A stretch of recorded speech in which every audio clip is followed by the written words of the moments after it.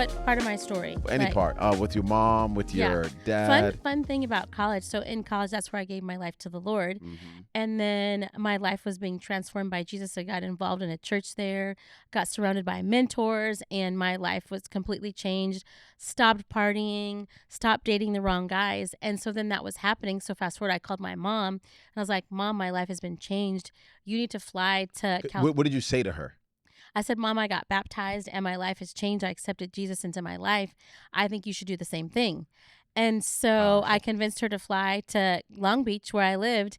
And I'm trying to remember if she gave her life to the Lord first, then came and gave her life to the Lord. I don't remember the order. Church? Yes. But I don't remember the order. Okay. But I do remember that my salvation story deeply impacted her salvation story. Because she gave her heart to Christ as a result of that. Exactly. And we've known her to be a lover of Jesus ever since. Exactly. Yeah. That is so powerful. God knew. And what's wild is ever since I was little, I always wanted to go to school in Southern California. Like I've always had this longing to go to school in Southern California. Wait, are you serious? Yeah. Like ever since I was that. little, I always wanted to go to school in LA. Like always. And little did I know the Lord put that longing there. Because that's where you're going to meet him. That's where I became a Christian. Yeah. Isn't that wild? What? I know. I was always like, I'm going to school in LA. But the Lord placed that there because he knew that's where I was going to meet Jesus. That is Isn't that powerful. Yeah. I never knew that. And that's where I met him. Yeah. And I'm so thankful that there were people in Southern California who were not anti-church. No. Anti-loving people. Exactly. Anti-caring for sinners. Exactly. You know, because you were out there. I was like out there. Doing whatever, people do, obviously. And then, thankfully, God had a person who wasn't a church staff person. No, it was a person in the church who loved Jesus, and God had impacted her life. Exactly. And she was willing to be the church in the world. Exactly. And because she was willing to do that, God had her and placed her there strategically and specifically for you. And he knew what I would be drawn to or what would intrigue me, because I was so intrigued that somebody like her was so on fire for God. Because I think I had a picture of like what you would look like or how you would act if you were a Christian. Yep. And you might think, I can't really be an all-in Christian. Yeah.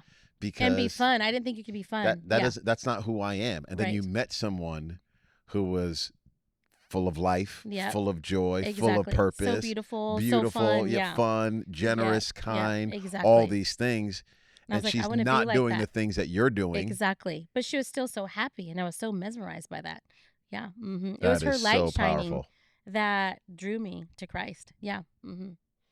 I never knew that you always wanted to go to school in Southern California. Yeah. God was setting that up. He was. So then she's there.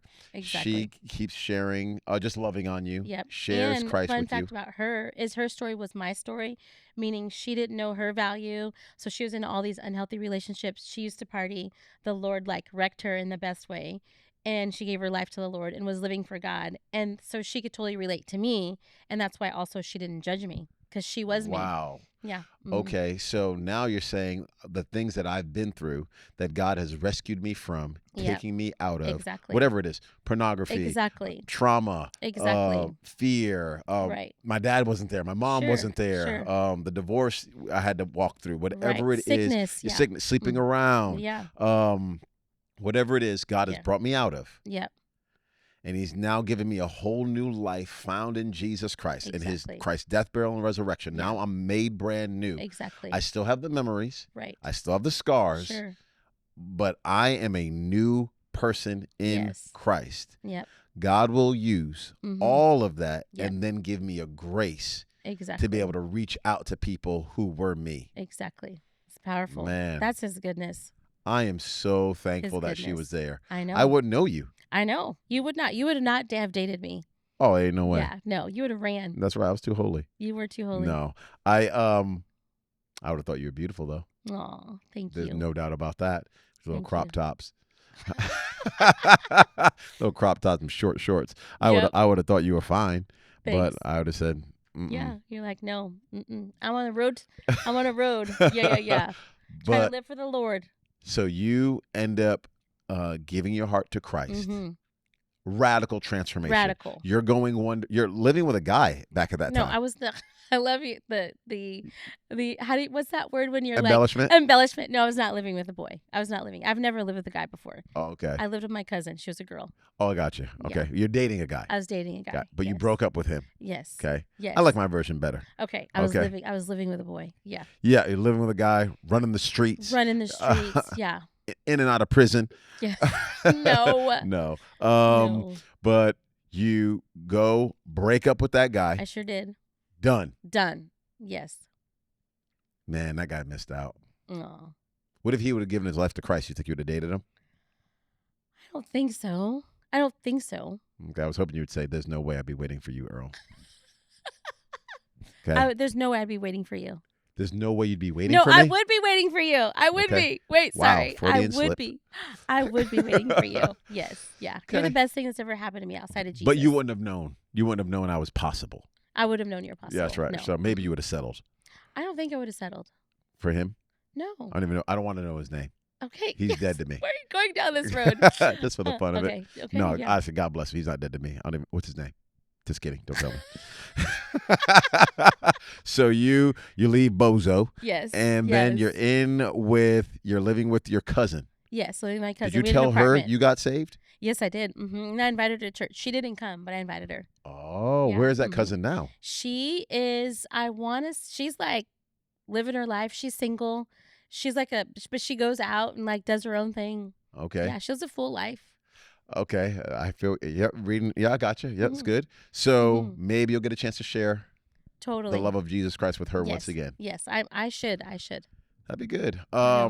So you are now going, all in. After you give your heart to Christ, you're at church every weekend. Oh, out church every weekend, reading my Bible all the time, just like on fire for God. Serving, yeah. Yes, I left Long Beach where I lived because I just felt like I needed to be away from my ex-boyfriend because it'd be too hard to like be in the same city. And he kept trying to get back together with me. I've never heard this either. Okay. Yeah. So what do you mean? Just like showing up at my door when we get back together. Okay. I'm going to get Eddie on this guy. Eddie's the head of our security. Yeah. All right. We can find him. We don't need to find him, babe. It's over. It's under the blood. All right. So I moved back. You feel safe? I feel very safe. Okay, good. I moved back. This is forever ago, but I moved back to Sacramento, got involved in my church there. And my mom and I found a church together, and then I got super involved. So I was serving in the youth, and funny story, I was serving on the youth worship team, even though I could not sing. Wait, you were on the youth worship team? Yes. It was Was terrible. your microphone on? My microphone was on. Yes. It was like 100 kids, but yeah. That's amazing. I know. So 100 kids are there. Yeah, and I'm singing with other girls. You're 23, yes, 22, whatever age. Yeah. And you're on the worship just team. Singing like I know what I'm doing. Do you have an in-ear? No, I didn't have an in-ear, but I had a microphone that was on. Okay. Yep. Wow. Yeah. Give us a little something. Like what worship song did you love back then? I'm trying to remember. Like Shout to the Lord? No, I don't remember what worship song I loved back then. I don't remember. Lift Him Up. Ron Canoli? Yeah. Ron Canoli. He was a legend. He and Darlene were amazing. Like, yeah. What? Give me a song though from back in the day. I don't have one. Like Jehovah Jireh. You had to sing Jehovah Jireh. I don't even know. Jehovah Jireh. Oh yeah, His grace is sufficient. Provider, His grace. Come on. Sufficient for me. That was how you were singing? I'm not a singer. You know that about me. I know, but I'm trying to feel like when you were up there, front in front of these teenagers. Oh, here's one. This is an old one. I think this is also Ron Canoli. Lord, I lift your name on high. Lord, I love to sing your praises. It was bad. Keep going. I'm so glad you're in my life. I'm so glad you came to save us. You came? You came from heaven to earth. To show us the way. To show the way. From the earth to the cross. Yep, my debt. My debts you paid. Yep. From the cross to the grave. From the grave. From the grave to the sky. To the sky. Lord, I lift your name. Lord, I lift your name on high. Yep. Yeah. I was basically Kurt Franklin during that moment right there. Yeah. And he gives you the prompt. Yeah, exactly. Yeah. Yeah. That felt good. Yeah. So was it that flat and that pitchy when you were there? It was just like that. It was like that. It was that. But wow. It was my smile though. They were like, "You have so much joy," and so it was my smile that they loved for the teenagers. Yeah, isn't that crazy? They had no idea that it could be even better. Yeah, yeah. Wow. Yeah, there were other singers that flanked me. A girl named Paula. I need to find her. Talk about who's Paula? So she was like the only other young adult in my church. We were the only young girls. Like in the whole church. Everyone was like 60s, and it was just us. Like we're the two young girls, so we would hang out. Wow. Yeah. Mm-hmm. And do you remember the youth pastor? I do. Remember he reached out to us not too long ago and said he took a job in Dallas. Remember? Wait. He called you. He saw you on something and called you. Man, I'm not remembering this. He used to be in the military and then he became a pastor. But yeah. Yeah, he called us. I need to reach back out to him. I'm trying to remember this. Yeah. Wow. I'm drawing a blank at this exact moment. Calvary Christian Center. Back in the day. Yeah, the church that I went to. Man, that is amazing. I'm so glad that church was there. I know. Because you talked about you used to go to those prayer meetings at the church. That's where I learned intercessory prayer. And I would Which go is to what? church Talk to people. I would go to intercessory prayer is like we would go to church early in the morning, like 5 in the morning, 6 in the morning. And literally there would just be instrumental worship music playing and everyone would be on their knees and you just be praying and crying out to God. Intercessory prayers, you're asking God for things on behalf of others, people. Basically. So I'd be praying for the prayer requests of the church, kind of like we do as a staff on Mondays. We do every Monday. And then I also would be praying for my future husband. Yeah. What? Yeah. Okay, let's go there. Yeah. What did you pray? Well, because I learned like, oh, this is what a God relationship is. This is what a godly marriage can be like outside of Uncle Fred and my Aunt Chris. Mm-hmm. And so then all of a sudden my eyes were open and I realized like what was possible. So there's this little childhood book that's called Are You My Mother? And we used to read it to all of our kids. Yep. And there's this little bird going to all these different animals wondering, are you my mother? Trucks and boats too. Yeah. So then I was always wondering like, I wonder if I'm meeting my husband today. And so I'd pray for my husband all the time. What did you pray? I just prayed that like he was like a man of God, that he's pursuing God, that he's filled with God's spirit. Yeah. Wow. And if you were 22ish, 23, 24 at that time, so I would have been I met you I would have been 4. Stop it. And little did you know you're praying for a little baby. I was for baby Earl. Yep. Baby Earl. I was like prophesying over a baby. God just raised him up. I mean, it took a couple decades. It did. But I finally grew up. Hey. Faithful. Now you're my mama. I am not your mama. Oneka's only 3.5 years older than me. Yes. 4 years, depending on when our birthdays show up. Yes. Okay, so you are praying for me. Isn't that crazy? Do you remember anything else specifically that you were praying for? Just remember that's pretty cool. I just remember getting up really, really early and praying for the needs, like the prayer requests of the church, and then praying for my future husband. Yeah. Isn't that crazy? We started to grow close together as a couple praying together. Exactly. We were part of a friend group. Yeah, friend group. Pray together on Sunday nights. We'd go into this little chapel and we would all share prayer requests. Yeah. I remember sitting around. There was probably 8 of us maybe. Yeah. Yep. And we'd sit around. We'd all share a prayer request. Then we'd just cry out to God together, literally praying for one another, asking for each of these prayer requests. You used to pray all the time that your car payment would be paid. Oh, I remember that. You used to pray for your sister all the time. I did? Yep, all the time. Mm-hmm. Oh, I know, Simone. We love you, Simone. I love her so much. I love my little sister. She's 4 years younger than me, and I love her so much. I prayed for her all the time. All the time, yeah. Well, when I left to go to college, that's when she went through a tough time. It was a very tough time for her, for sure. I remember writing her a letter and crying. This, before email, really. So writing her a letter and crying . But yeah, I care for her a whole bunch. Oh, are you getting emotional now? Well, I'm just thinking. I heard you pause a little. I'm just thinking back to those moments in that chapel. Yeah, and I didn't remember praying for her. Yeah. I remember your prayer request, but I didn't remember mine. Yeah. Mm-hmm. That was always yours. So, hey, believing that God will still continue to grab a hold of her heart. Yeah. Mm-hmm. Yep. So, yeah, we're in that chapel praying together, crying out to God together. We need to make sure we do this for our church too. What? Make sure everybody knows how to pray. That's good. No, know how to cry out to God, like asking Him for miracles and not just needing somebody else to pray. Yeah. Not that it doesn't have to be loud. Right. It doesn't have to be, you know, you don't have to be crying. And knowing that you can pray anytime. I remember I've been, unfortunately, between you and Parker, I've been in an ambulance one too many times. And every time I'm in the ambulance, is that how you say it? I always feel like I'm saying ambulance wrong. That's right. Okay, but at least 3 times in the last probably 5 or 6 years. But I'm always like blasting worship music, sitting in the front of that ambulance, praying out loud. You got to know how to pray.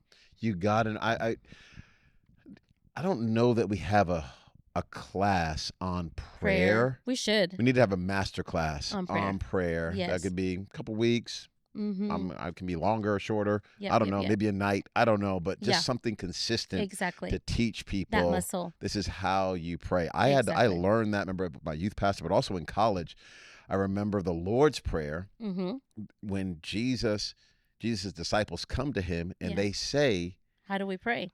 Teach us to pray. And he goes, okay, this is how you should pray. Right. Our Father, who art in heaven. Yeah. Holy is your name. Your kingdom come. Your will be done on earth as it is in heaven. You know, go through the whole Lord's Prayer. We tend to nowadays just recite it. Yeah. But I had somebody in college teach me, this is actually portions of how to have a time of prayer with the Lord. Beautiful. So you start off, our Father. Boom.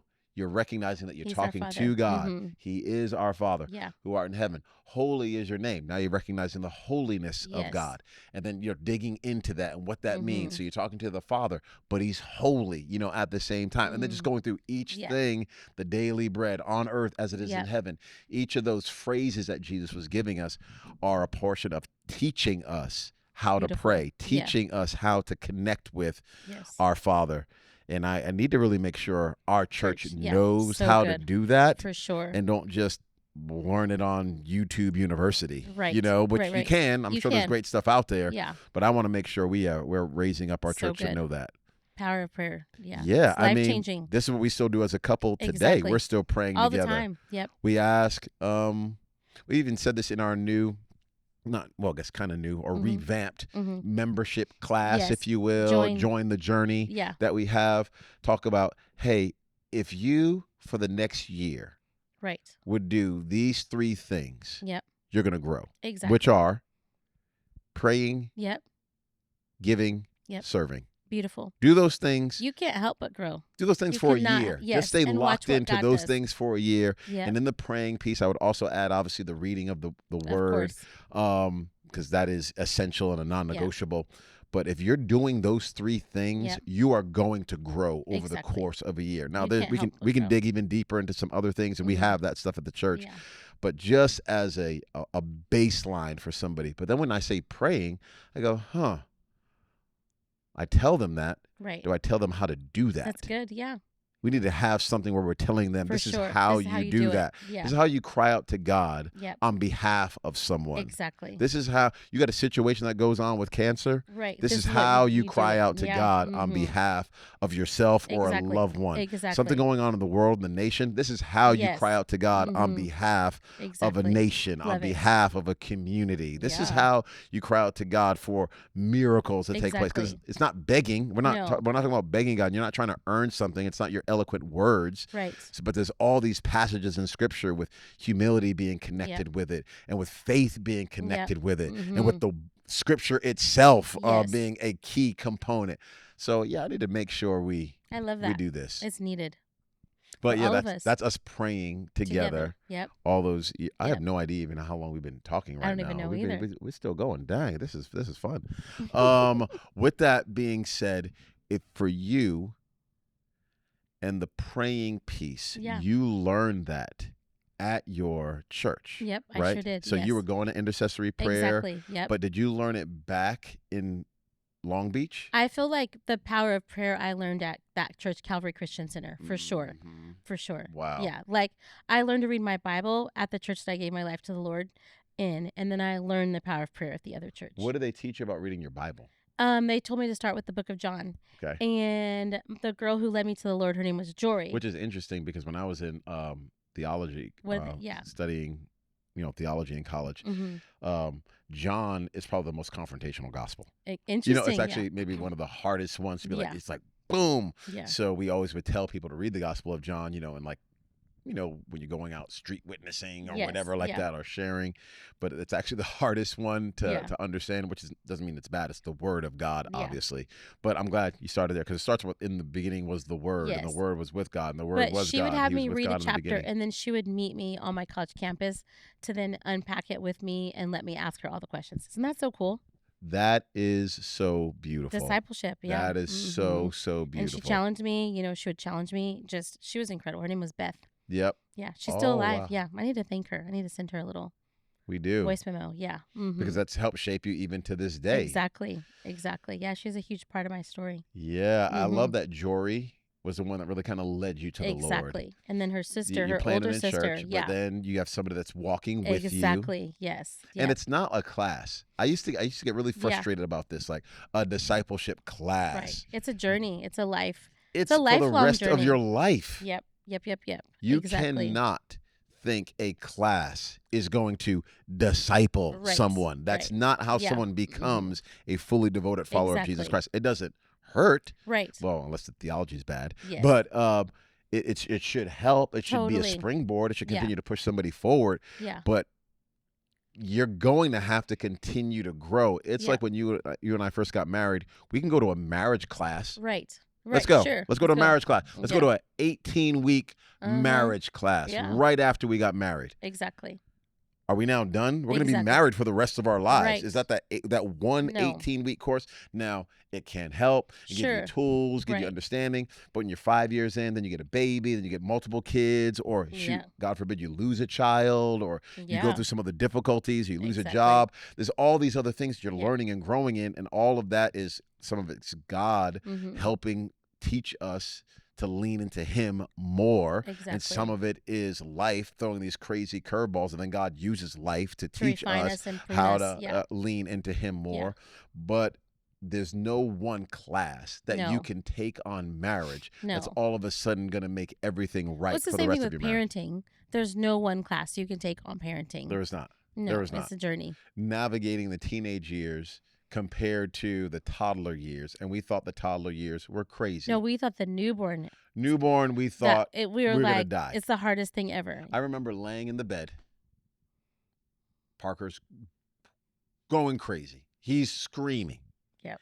We don't know why. He's fed. He's changed. It's 3:17 in the morning. Yeah. We've had no sleep whatsoever. Yep. I remember it like it was yesterday. You are breastfeeding him.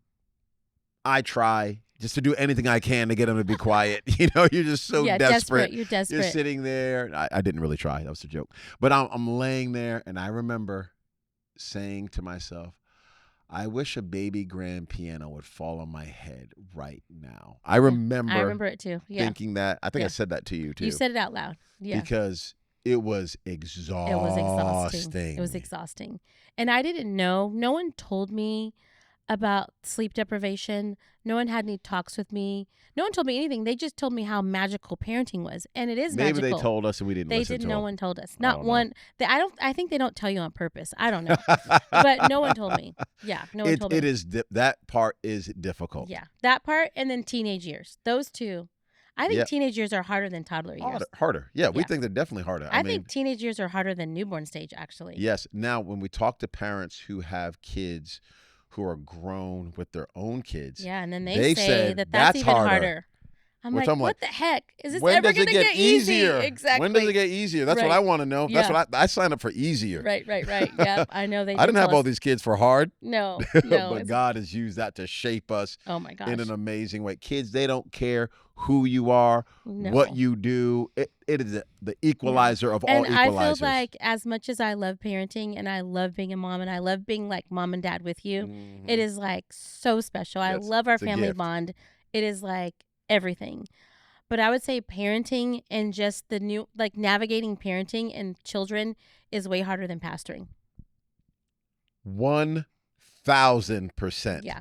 And pastoring is no joke. Oh, yeah. But this parenting has tried to kill us too. Yes, it has. Yeah. But the parenting way is harder. Way And I think it keeps harder. us humble. Like, we're not into ourselves. We don't think we're great. at all. We don't. That's not our struggle. No. We're just trying to like make sure Elle is. We're trying to raise these kids to love Jesus, to be planted in God's house, to be honorable men and women, to clean their room. That's right. We're in all of that. So I do not feel. I am in total agreement.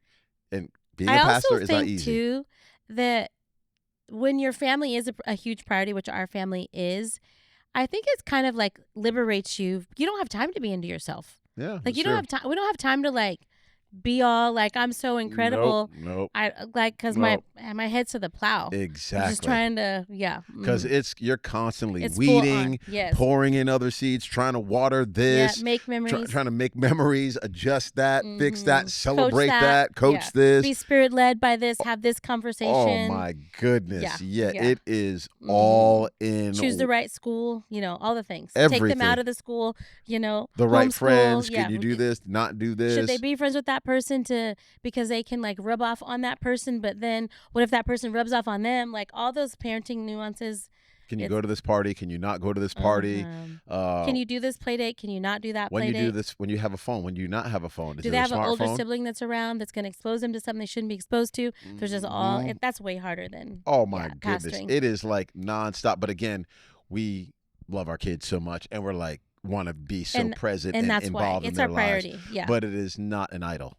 It is not an idol. No. Because we're still trying to do, okay, God, you called us to this. Yes. It's not parenting or pastoring. No, it's both. You called us to both of these. Exactly. And you called us to marriage. And he called our kids to it, and they're all grace for it. That's right. And they're not perfect by any means. Because if God calls the parents, he calls the then kids. He calls the kids. Exactly. Along with that. So we're all in this together. And I say this all the time, but the families in the church and the young adults in the church and the youth leaders in the church and the kids team in the church have actually helped echo our parenting voice. Oh my goodness. And we could not, like 110%. It's a village. Like it's a village. Like 110%. They have our tight family unit, but then they also have all these aunts and uncles who they look up to that speak into their life, which is that's a gift of a healthy church. For sure. I had that growing up because, again, my dad was not around in my life. We have a wonderful relationship now or a solid relationship now. Yeah.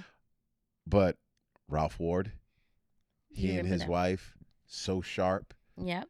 I called them my cousins.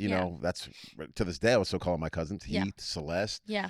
But seeing their family, they were like the Cosbys. Yeah. I was like, wait, what? Look at this family here. Yeah. Both went to, I think she went to Ivy League school. Yeah. I'm not sure where. He was in the military. He was a Marine for a long time. And seeing their lives. Yep. And I think he was from Brooklyn too. So they had no problem coming to the hood where we were. But they would pick me up. My mom, we'd go over their house for Thanksgiving. Yeah. It just was so smooth and fun. A family in the church, yeah. It was a family in the church that helped shape and give me a picture of this is what a godly family can look like. They were at church every Sunday serving. He was in the kids ministry. She was serving as well. Just a powerful couple. I am so thankful that I had them in my life. And I've got 10 other ones. And I can't stress enough 20 to others parents I can list. That your kids need other voices besides just yours. Yeah. Because there's going to come a day where what you say, they're going to store it away, but they're not going to be like, thank you for that wisdom, Mom and Dad. They don't say that till they're 20. There's going to come a day when you're going to be so glad that you kept your kids in church, that they have kids that are 5 years older than them that can echo what you're saying without you saying it. Yep. That's why you got to stay through offense. Yes. Stay through difficulty. Exactly. Of course, we're not talking about, abuse. We're not talking about staying in a church where like sin's happening. No, we're not talking about that. Just talking about in the normal flow of a church ecosystem. Someone's going to offend you. Someone's going to hurt your feelings. That's going to happen. It happens in your own family. Right. Why would you think it wouldn't happen in the church family? Exactly. That's why there's all these one another's written about in the text. It's like you're going to need to love one another, carry one another's burdens, rejoice with one another, mourn with one another. You're going to have to do all of this stuff with the one another's, but that's what grows us and matures us. That's why marriage grows us, matures us. But that's also why it's good to be around married couples who have gone before you, who can give you wisdom so that you don't think you're crazy, you know, and you go through something, you don't like isolate yourself. I don't know how many people I talk to that are just figured out by themselves instead of getting wise, godly counsel. There's so many benefits of staying the course in McClellan Church. You can't quantify. You can't quantify it. No. There's no for parenting, possible for way. Marriage, for business, the business leaders that you meet that have gone before you, they can give you wisdom. The entrepreneurs, all of it. Like, when people say to me, "I'm moving away, I'm going to make $10,000 more a year." Yeah. Say, I'm going to get a $10,000 raise. Yeah. That's a significant chunk of money. You know? Very. Say I'm going to get $20,000 more a year. Yeah. Wow. Maybe it's more. Well, can you quantify what you're leaving? Right. Is there a number on that? Yeah. I'm not saying God doesn't move people. Right. Obviously, he does move people all the time. And he's even in our mistakes because we can make the dumb mistakes like I shouldn't have moved. I left all this I shouldn't have, and God can redeem all of that. He can and does.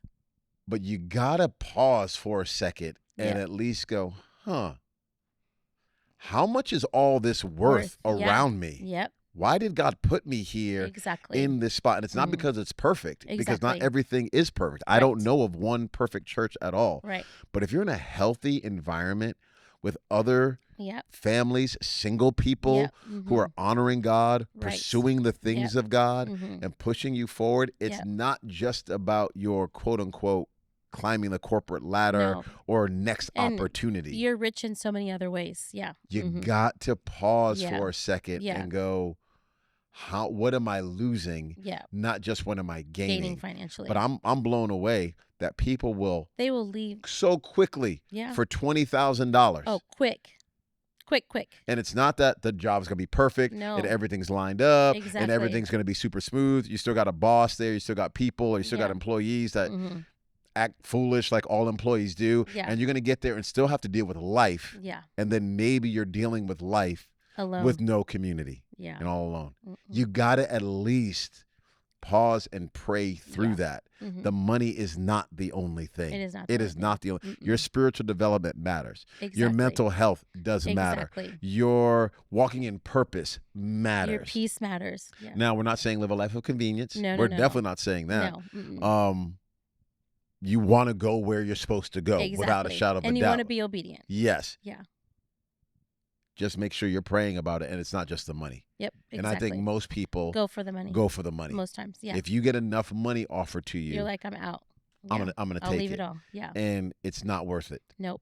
We've seen too many people jump for a job. Sure. And then they get the job and lose their family. Exactly. Not worth it. Happens all the time. It's not worth it. It's not worth it for a ministry job, meaning a vocational ministry job. Exactly. Not worth it for whatever corporate or a brand job. Deal, not worth it. Yeah. No, it is not worth it. Do not try to gain the whole world and then lose your soul. Exactly. You have to make sure you pause. And now we might sound like some unks talking like this. Yeah. But we're not unks. This is wisdom right here. This is follow where God is leading you. Yes. And if he has not said go, do not go. It is not just opportunity. Right. That means you're supposed to take the step. Exactly. Because if you have any gifting, you're going to get opportunities. You're going to get opportunities. Yep. You're going to get opportunities. That's going to happen. Yeah. I asked, there was something going on. I'm trying to be vague enough about this, where at least it came down to a conversation for me, where someone was like, and you and I talked about this, what if there was a $50 million opportunity? $50 million opportunity. Yeah. $50 million. $50 million. From Rush Hour. You got Chelsea Clinton? $50 million. Yeah. Well, how you want that? Ones and fives? That's from Rush Hour. Rush Hour. Wow. Old movie, but we love it. Cannot vouch for it though.